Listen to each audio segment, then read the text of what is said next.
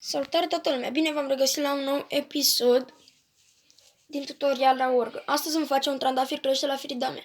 Vom gâta pe una bucată PA600 Korg, model QT, quarter to sub scale. Aici are vreo 70 de butoane, din câte se vede, două modificatoare de voce, unul care mișcă volumul clapei,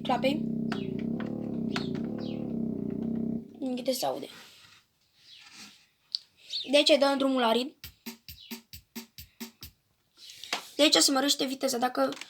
Dacă ieșim prin exit, vedeți, are viteză 134. Dacă dăm pe acesta, fiți atenți.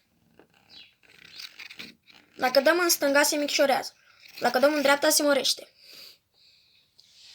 Bun, acum să-i dăm drumul. Prima parte.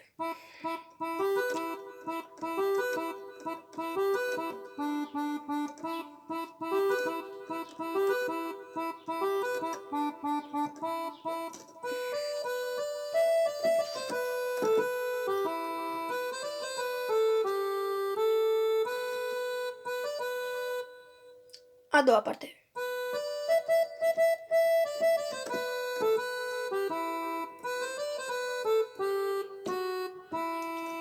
Ea are două părți. O să dăm din nou refren.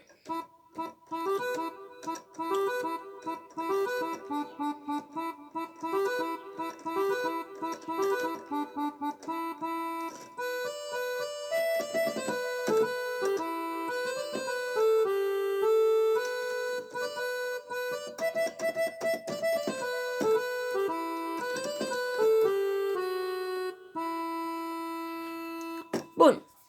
Astăzi nu vom începe doar cu un trandafir crește la firidame.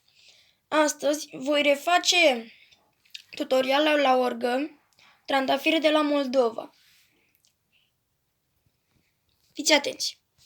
Ochii mari.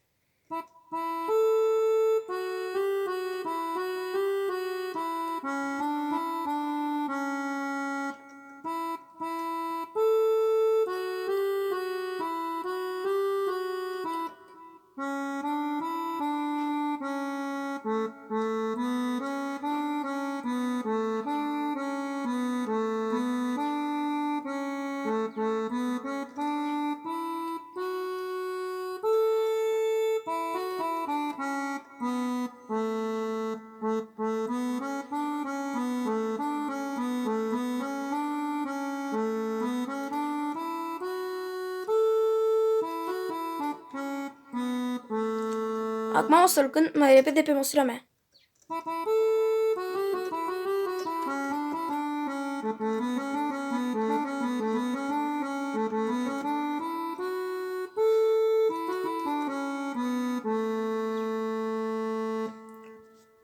Bun, și dacă v-a plăcut acest episod, nu uitați să dați like și subscribe.